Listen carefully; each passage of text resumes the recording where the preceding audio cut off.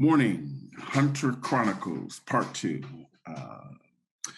Back to America audience, this is Hunter, and this is the second installment of the Hunter Chronicles. And we are delighted to have back with us this morning our dear friend, Dr. Jimmy Jarvis. Dr. Jimmy, how are you doing? Doing well. Thank you very much. Doing well. Lots going on in this interesting times, as the expression goes. But yeah, doing all well, and the family safe and well at the same time. All good. Well, great. That's what we like to hear. That's what we like to hear. Well, look, last time, Dr. Jimmy, you were sharing around a character's part of who you are. The character Joseph, who is one of your cast of characters, and Joseph is your sponsoring character. Yeah. I made kind of want to start. I had a couple thoughts in mind if we want to dig deeper into working with you, talking with you about Joseph. To the Joseph character, and a couple of thoughts. One came out of the end of our conversation, and your statement: "The joy is in the journey." And I was struck by that in terms of maybe opening there. This was a high point, and as you kind of unearthed and we're doing some sharing around your Joseph character. Maybe I thought it would be good place to start by letting you say more about the joy that's been in the journey with your character Joseph. Okay. What comes to mind around that assertion of mine is the I'm going to start very inarticulately, but hopefully we can make some sense out of this. So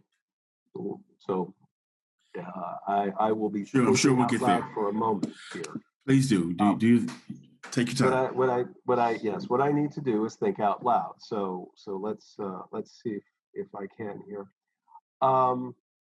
I experience a profound and very deep satisfaction when Joseph is able to act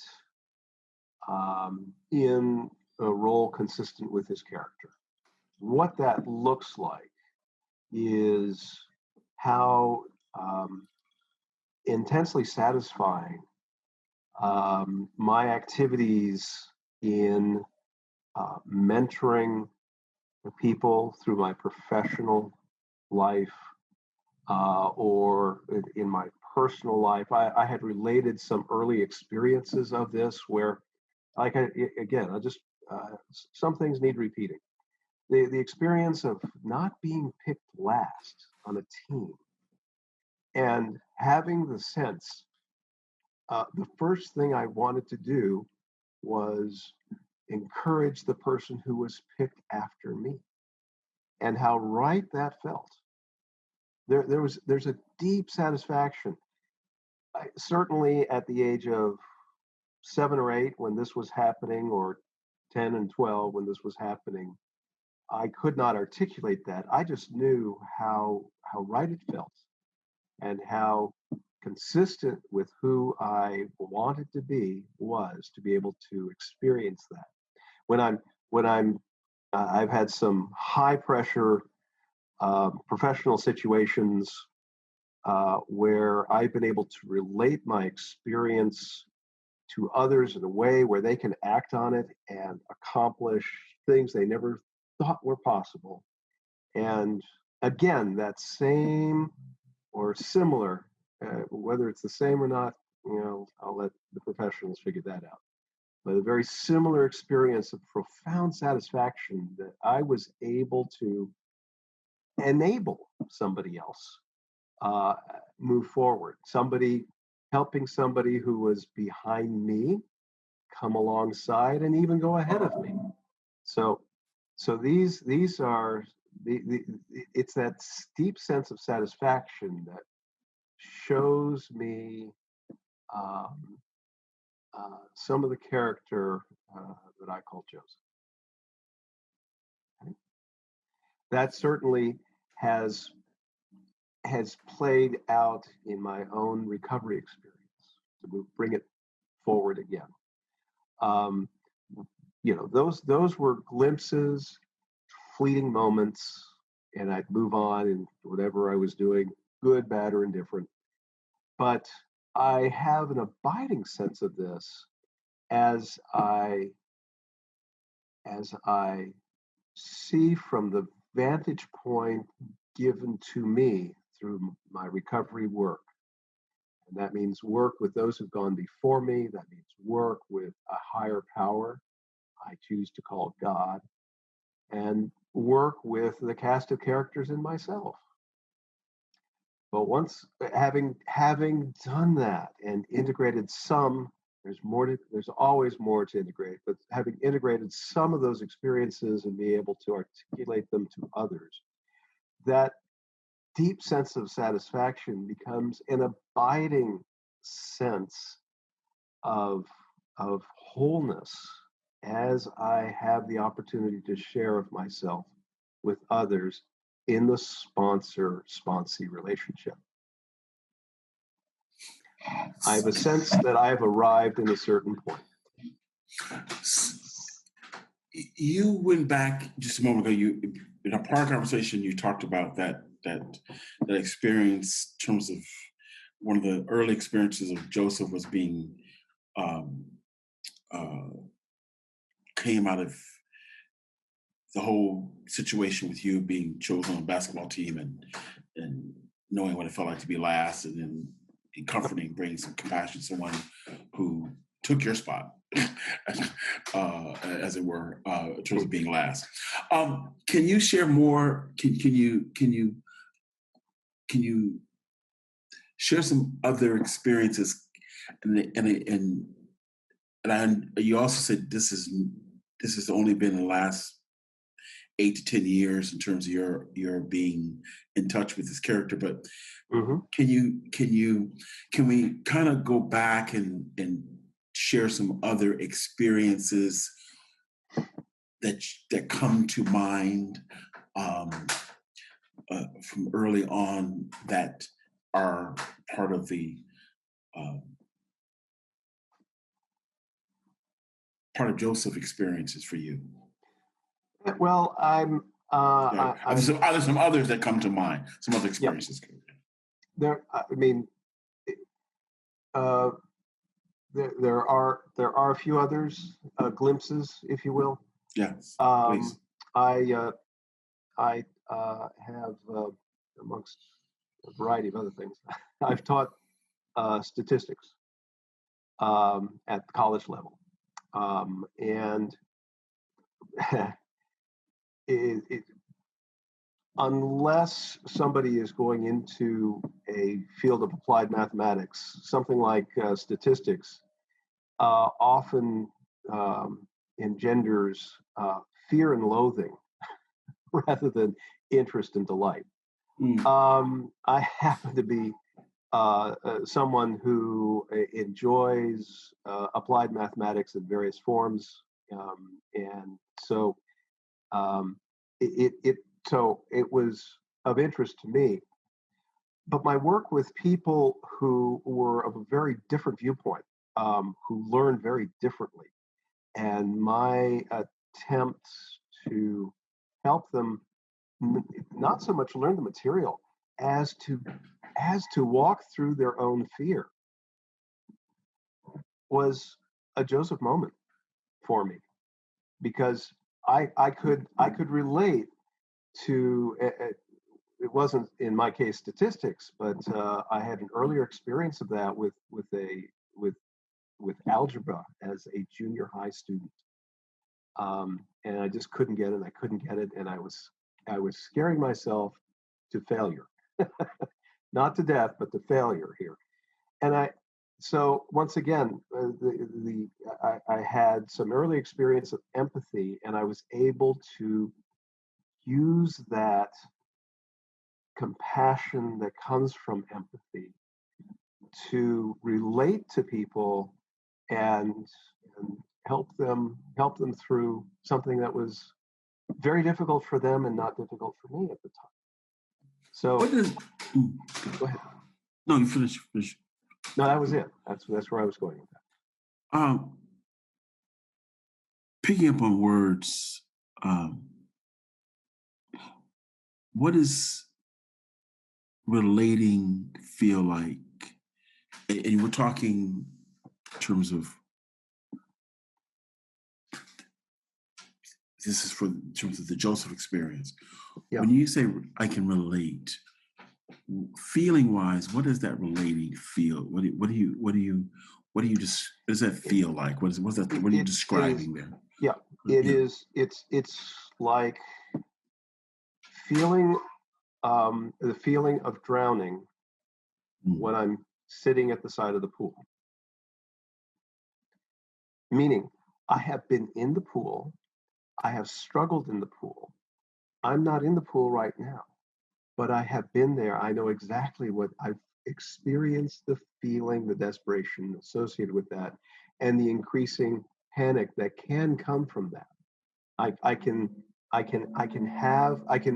relive the experience safely because I'm now at the side of the pool because I got out of the pool, where somebody else is in the pool this time. Does that metaphor help any? Yeah. You desperation. What else? Desperation. What do I do? I don't know how to do this. I try some things and this isn't working. More desperation leads to panic, which means panic internally. Mm-hmm. Okay, and I've had that experience, and but I'm not having that experience now. Somebody else is, but I can. And again, I can misinterpret people. They may not be having that experience, but it sure looks that way. Mm-hmm. I don't want to read in to their experience my feelings because they may feel something else. So I try to be very careful about this. And even then instinctively I was what was I 19, 20? Mm-hmm. I was trying to double check, make sure that what I was sensing was in fact what they were experiencing.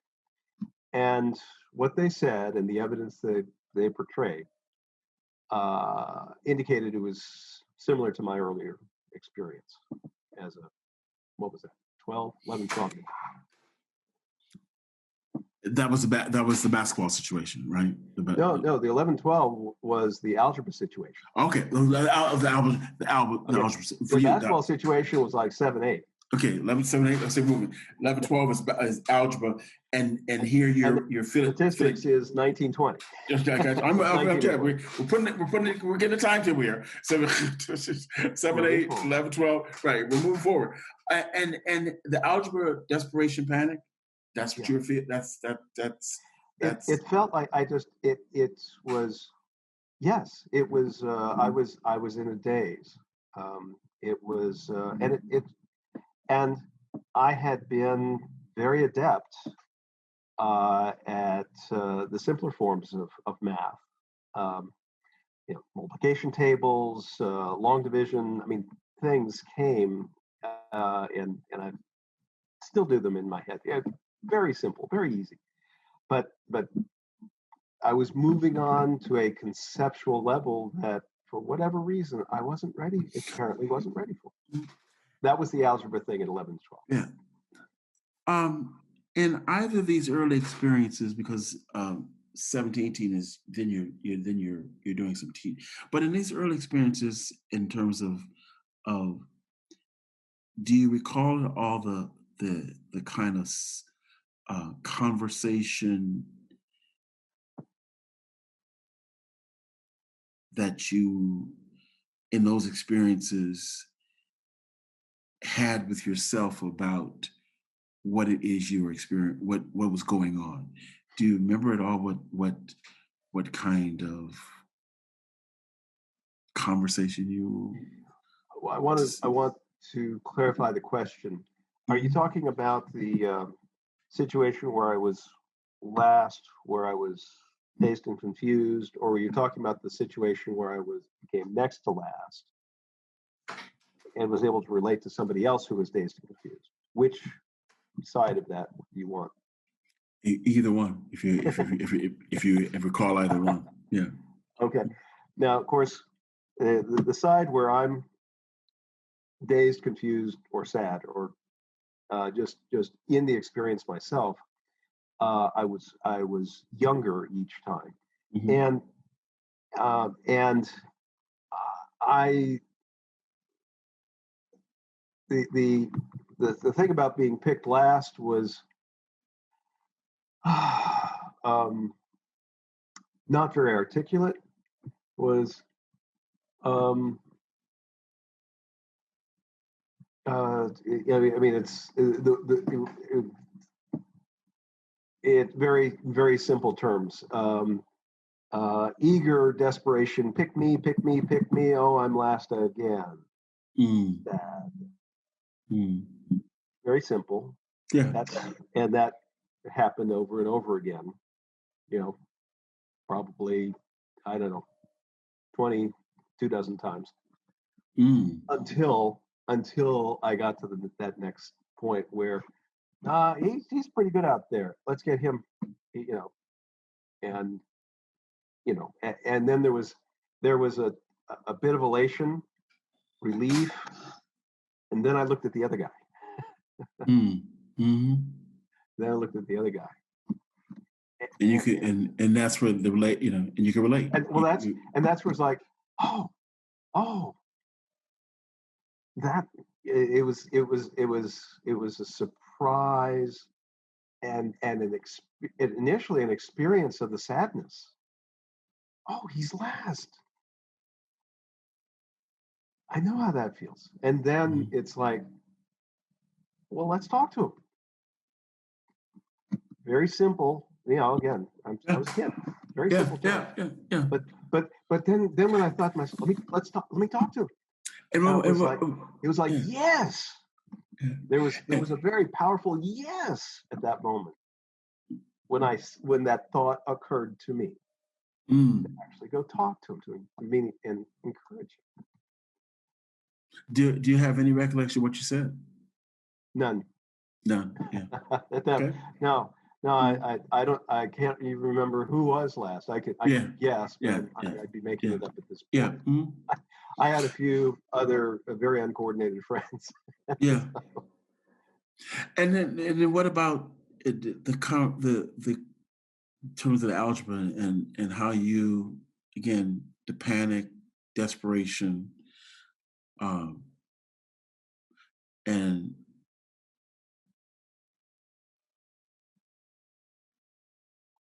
Well, what was that? this What was, this yeah. was this was interesting because again I was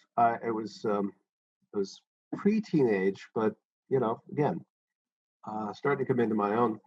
Um, this was in spite of my father, who um, is an MIT educated chemical engineer, um, whose math skills were quite prodigious back in the day. Um, he had seen that I was having problems. Even he stepped in, tried to help, tried to get this material related to me, Mm, and it just wasn't taking. So Dad couldn't even help. mm. For How'd you feel? so for a little kid, for 11-year-old, Yeah. How'd you that's feel? I I I felt desperate. I felt he can't even help me. What I, I felt angry at myself.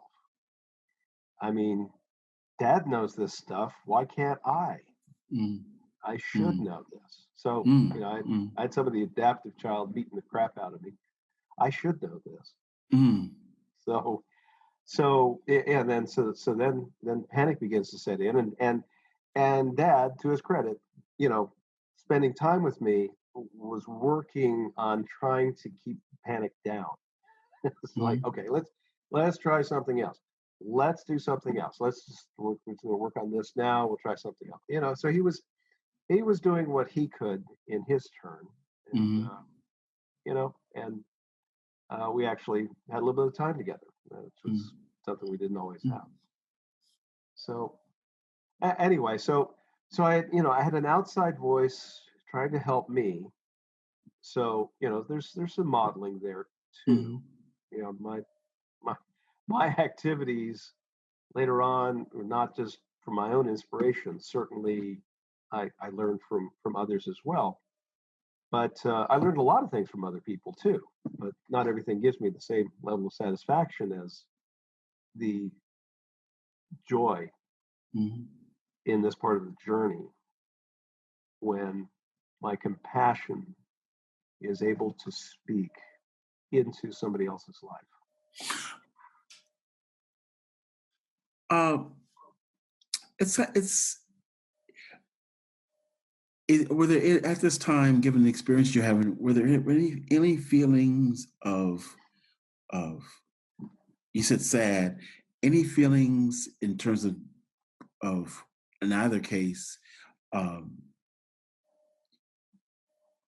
around shame or unworthiness?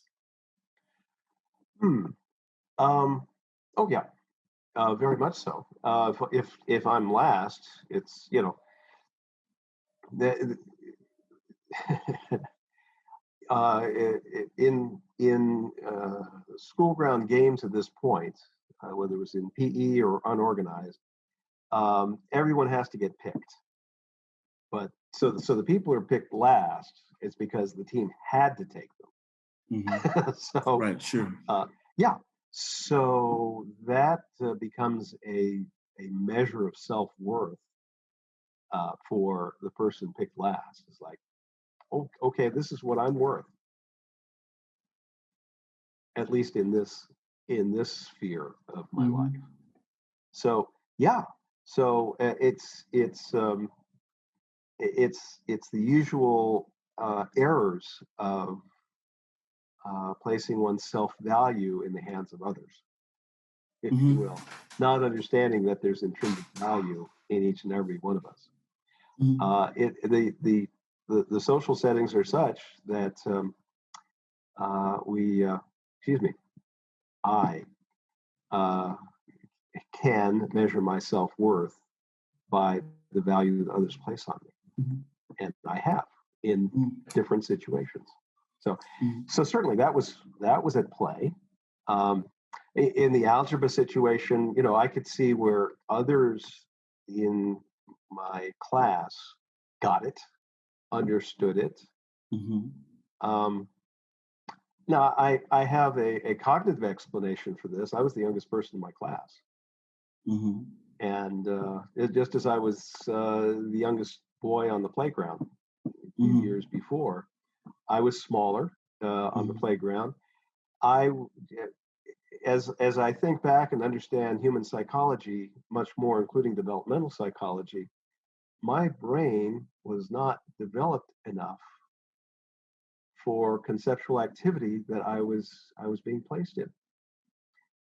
It developed over time. As it turned out, my experience in Algebra 1 was became quite satisfactory because after a few months of beating on this and growing up a little bit, um, the mental capacity came to bear.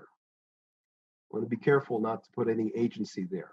There's a developmental process going on with every child that that occurs, and it occurs at different rates for different kids. But it seems that I was ready for algebra concepts by the end of the second semester of this year-long course, and all of a sudden everything made sense. Okay. Are there some other experiences we went when that was there, and I think the next thing you said you went to teaching. So again, we're talking about some of these experiences with uh with with Dr. Jimmy about his Joseph character here, Yeah. and so if we keep coming forward, are there some other experiences again that we're just sharing around the kind of markers or early manifestations of what has evolved into uh, your Joseph character. And do you want to? Can you think of some more? Do you want to share any other experiences? Anything else stand out to you? Well, there were. It's not easy to articulate these individually. I believe there were some experiences around my education in Europe, the high school year I spent in Switzerland. But I'm uncertain as to how to differentiate those important events in terms of my character, quite frankly. Sorry. I have more work to do around that. Yeah. This is a work in progress. I'm going to put a question out there. I'm going to pause and take commercial break. But here's, I want to say this. It's kind of appropriate.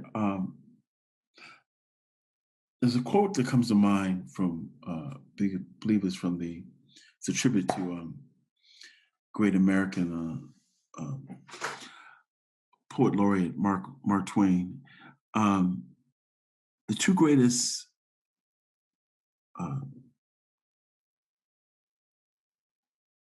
days in our life are the day we're born and the day we discover why. Mm-hmm. Mm-hmm. And for some reason that comes to mind as I listen to you share around Joseph, Dr. Jimmy, and the fact that these experiences that you're sharing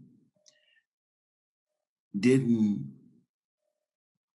seem to negatively impact you, but somehow you were able to reframe them positively to be more altruistic and compassionate. It doesn't work that way for everybody. But somehow that's your story. That's how, and I think and I want to give you a minute to think, but so that's unique to you. I mean, it could have taken you in a different direction in light of what was happening, but somehow you reframed it and so I think that's. But as you think about that, Hunter Chronicles here. We're talking with Dr. Jimmy Jarvis about his one of his characters, Joseph, the sponsor. And if you like what you're hearing and these podcasts is Hunter Chronicle, then we'd ask that you go over to movetheworld.us and look at the work we're doing there with our contractors and seeking to move the world and do some business with us there. There's services that can be purchased and again, that's how we fund our work. So again, movingtheworld.us and look at the work we're doing there. Now back to business in hand. So can you? So I wanted to give you a minute to kind of think about that. There's a connection between the why that Twain quote and what I was, But let's understand the context in which I can share this. Okay? Please. The context includes the destruction of my marriage at age 50, Mm. okay, by putting my wife in the hospital with a sexually transmitted disease, the horrifying condition I find myself in, dealing with an addiction, not believing it's an addiction, trying to deal with it, failing repeatedly, the work that went into it over the next 6, 7, 8 years. During the same time, ending up in the hospital with a life-threatening condition, okay, damn near killed me. When you're sitting in the hospital with IVs in both arms, don't know if you're going to wake up the next morning, you start thinking things through and sorting through some things like you have never done before. That may be my Mark Twain day. I mean, that's possible. Don't know. But I'm just saying that the thinking that I have achieved at this point is the result of a lot of work and spiritual battles that I do not fight on my own. Okay? Joseph does not operate on his own. He knows it. And that's not something that the 48-year-old Dr. Jimmy really understood. Because Dr. Jimmy was operating on his own until he got whooped upside the head. And, he's, as I used to share in recovery rooms, it wasn't a 2x4 that hit me, it was a 4x4. Mm-hmm. And then I had another one. I needed some serious redirecting, we'll say, to put it euphemistically. But it really was, and I had to rethink the strands of my life and begin to have some clarity around some of these pieces. So our conversation is the result of a lot of work. These I can recall as in answering the questions, recall experiences. Well, yes, there is a theme I can believe and understand and totally relate to now that was a mystery to me in my past. Okay, so this is how. The how has to do with teasing apart the wreckage and the collateral damage associated with my addiction, with all the other experiences. The addiction and related recovery made possible the unearthing of these things basically by setting off massive explosions in my history of myself. I had to blast away debris to get to the gold. Gotcha. You say that around in response to the Twain quote about the why. Is that come bring is that I'm trying to connect with that to that's it. That's right. Yeah. So how I get to my why and the understanding of it is through a lot of work. Mm-hmm. Okay. Going back to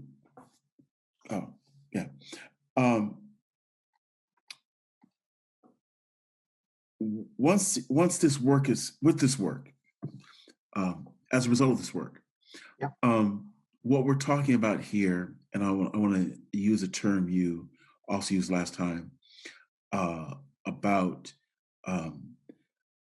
through this work, as a result of this work, getting in contact with the incompleteness. That was the term that you used last time we talked about. In fact, you went back and did some math and said that, it's been some 59 years or something of incompleteness around your capacity to bring to surface, to discovery and excavation, the work you're talking about, the what's been a part of you. Does that ring any bells?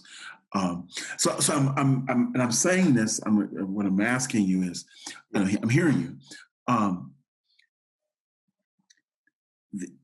Is what you're saying for what you're sharing with us? Clearly, it took getting 2x4s upside the head on a couple of different occasions to get you about the business of doing the work. That's pretty clear. But in doing the work, yes, and what has been unearthed to you,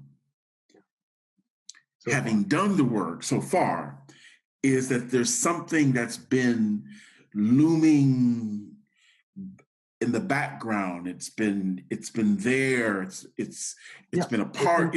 It's been present. Wonderful, present. And we're talking about what we're kind of talking about some of the contours of this presence that's been there, but suppressed even. I mean, yes. So, on occasion, actually actively suppressed. Other times, simply glimpsed. Simply glimpsed. Simply glimpsed, right? Yeah. Yeah, glimpsed. Yeah. So that's, and what we're talking about is yeah. So we're talking about that. But what I'm hearing, and you made a very you were very intentional about. I used the word. What I said is asked a question around going back to again the experience with the whole basketball experience and not getting picked. Yeah. And I used the term. I said that you reframed that story to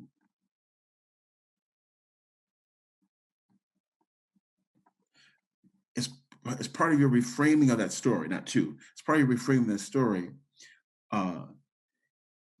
It allowed you to feel better about yourself. Yes. And you were quick to say to me, or very intentional saying to me, but that the helping was action. It wasn't just about a reframing. That you took action.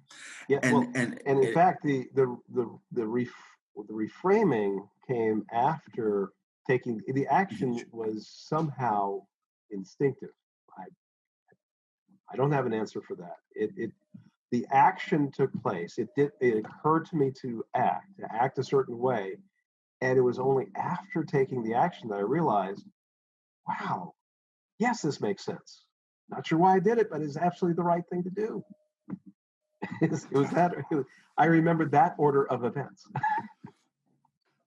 For example. Got it. And early, and you're about to talk about earlier.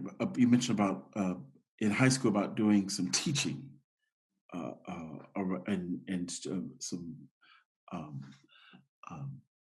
Well, that was actually the teaching was actually graduate school. Okay, graduate. Okay, I was 19.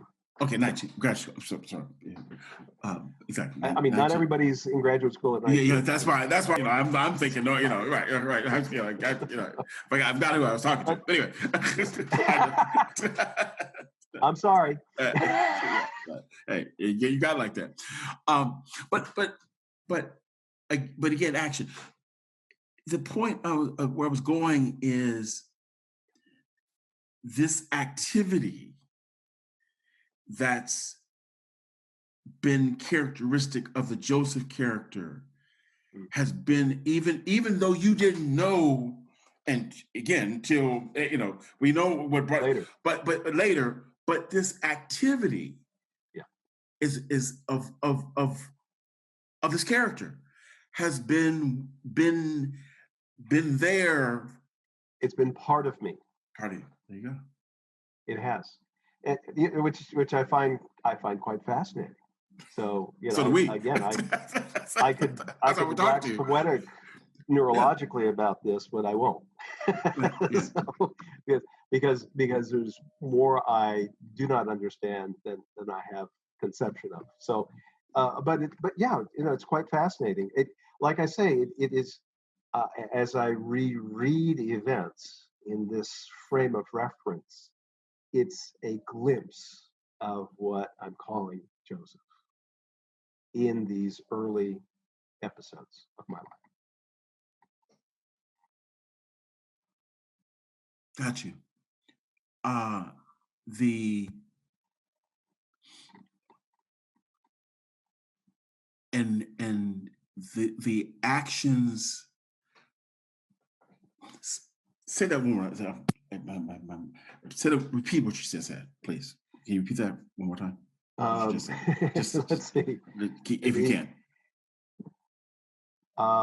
The events as they occur to me now, in the frame of reference I have here in recovery now, inform me that I got a glimpse of who I'm calling Joseph in my actions. It was just a glimpse. I couldn't say that I would know it as my own character at that point, but I got a glimpse of Joseph in these early, I'll call them early wins in my life.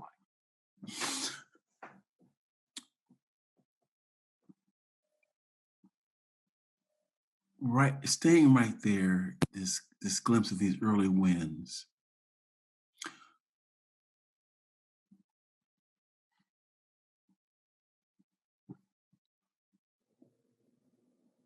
Clearly, this whole cognition here was not so formed and understood that you could even, you weren't clearly identifying that you had some Joseph character then. No, we're clear about that.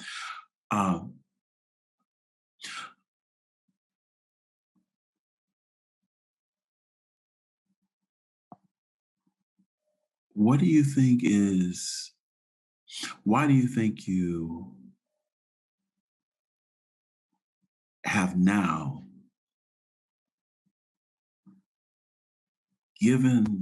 chosen the name Joseph for this character?